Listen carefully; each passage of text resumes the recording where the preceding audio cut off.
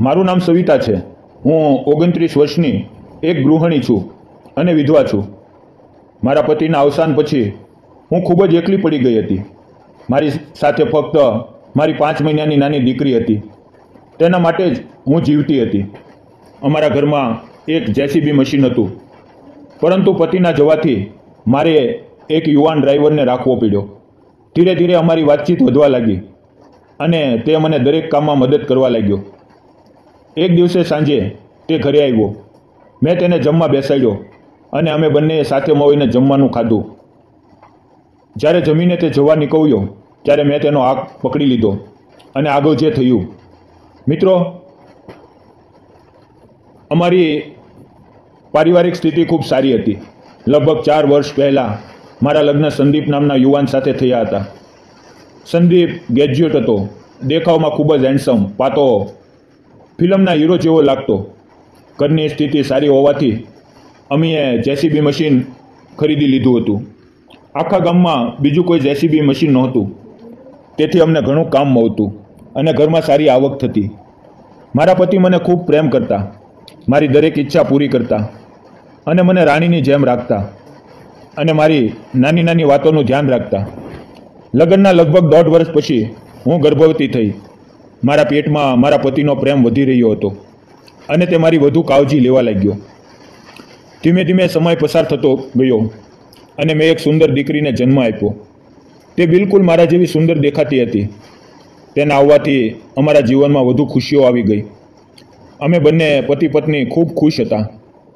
અમારું જીવન સ્વપ્ન જેવું ચાલી રહ્યું હતું, પરંતુ નસીબને કંઈક બીજું જ મંજૂર હતું।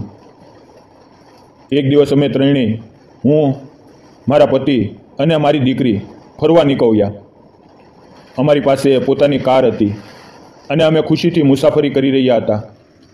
અચાનક સામેથી એક મોટો ટ્રક આવ્યો અને તેણે જોરદાર ટક્કર મારી। તે ભયંકર અકસ્માતમાં મારી આંખો સામે મારા પતિએ દમ તોડી દીધો। હું અને મારી દીકરી કોઈક રીતે બચી ગયા, પરંતુ મારું હસતું રમતું જીવન એક જ પળમાં ઉજળી ગયું। તે ક્ષણે મને લાગ્યું કે મારો શ્વાસ જ બંધ થઈ જશે।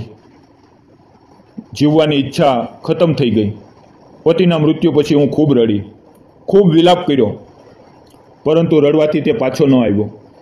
મને લાગતું હતું કે તેની સાથે મારું જીવન પણ ખતમ થઈ ગયું, પરંતુ મારા ખોવામાં માત્ર 6-7 મહિનાની નાની દીકરી હતી। તેનો વિચાર કરીને હું મારી જાતને રોકી લેતી। જો મેં મારો જીવ આપી દીધો હોત તો તે નાની દીકરીનું શું થાત? આ વિચારે મને થોભાવી દીધી। પતિના મૃત્યુ પછી ઘરમાં પૈસા આવવાનું બંધ થઈ ગયું, કારણ કે જેસીબી ચલાવનાર હવે કોઈ નહોતું। હું 2 મહિના મારા માયકે ગઈ। મારા માતા પિતાએ મારી ખૂબ સંભાળ રાખી।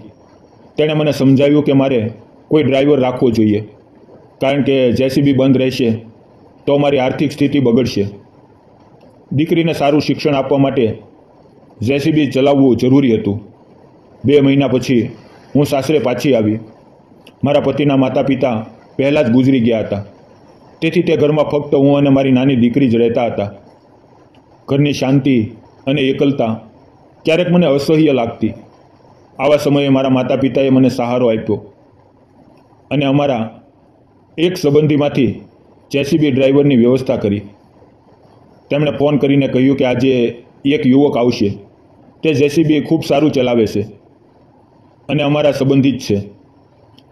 તેનું કોઈ જોનાર કે સાંભળનાર નથી, તેથી તેની રહેવાની વ્યવસ્થા તારે જ કરવી પડશે। તેને જમવાનું પણ તારે જ આપવું પડશે, પરંતુ તે દિલનો ખૂબ સારો માણસ છે। માતા પિતાની વાત સાંભળીને મને થોડી રાહત થઈ, પરંતુ મનની અંદર ખાલીપણું અને એકલતા હંમેશા રહેતી। મારા જીવનનો તે સમય એટલો મુશ્કેલ હતો કે દરેક પળે હું મારા પતિને યાદ કરતી અને આંખોમાંથી આંસુ વહેતા, પરંતુ દીકરીની માટે મારે મારી જાતને સંભાળવી પડતી, કારણ કે તે જ મારો જીવવાનો સહારો હતો।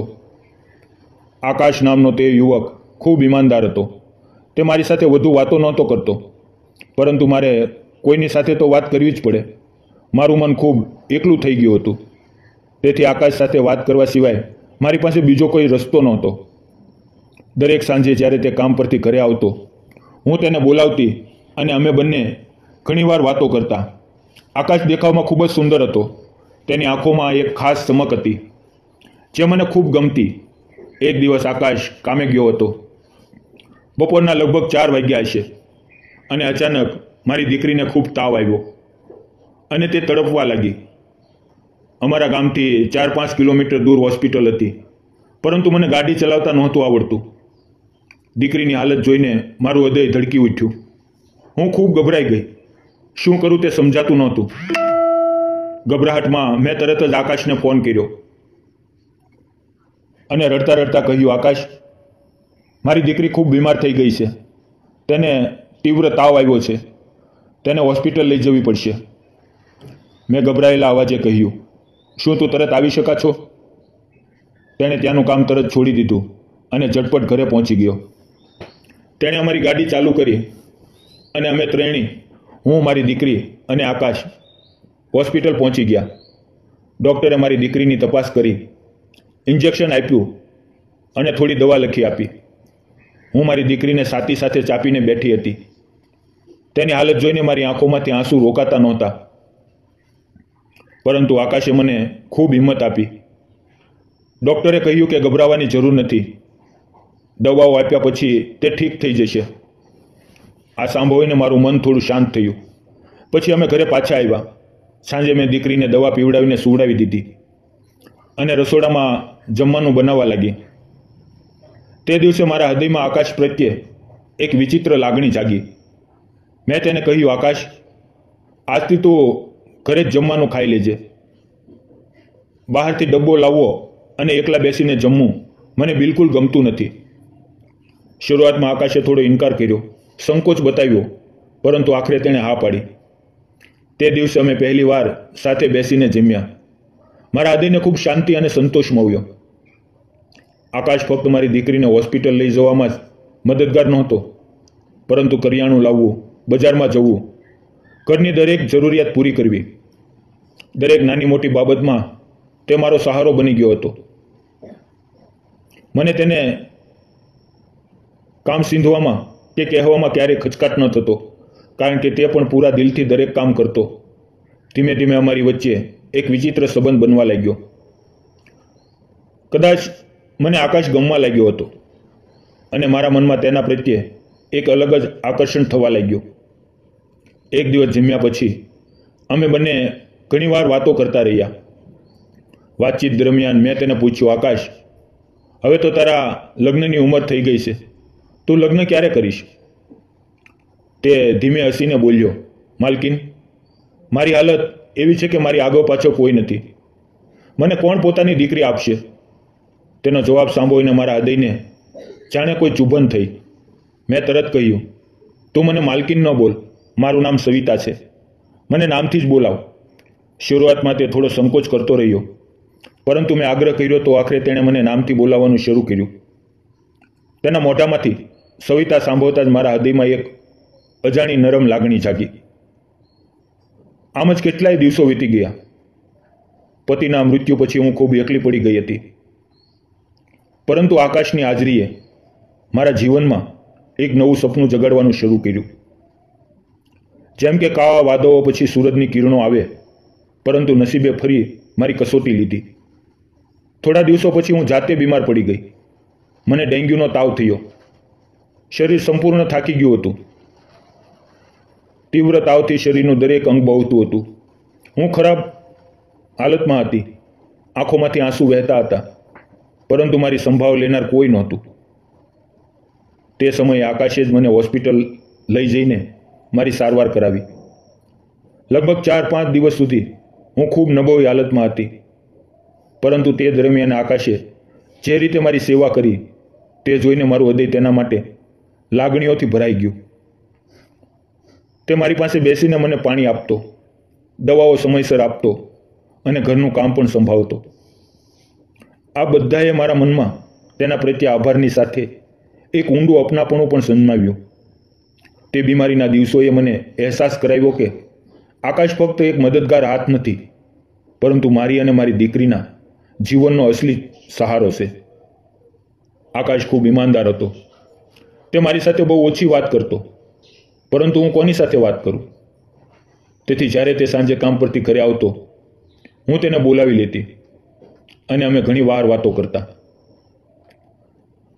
તેની સાથે વાત કરવાથી મારું હૃદય હળવું થતું.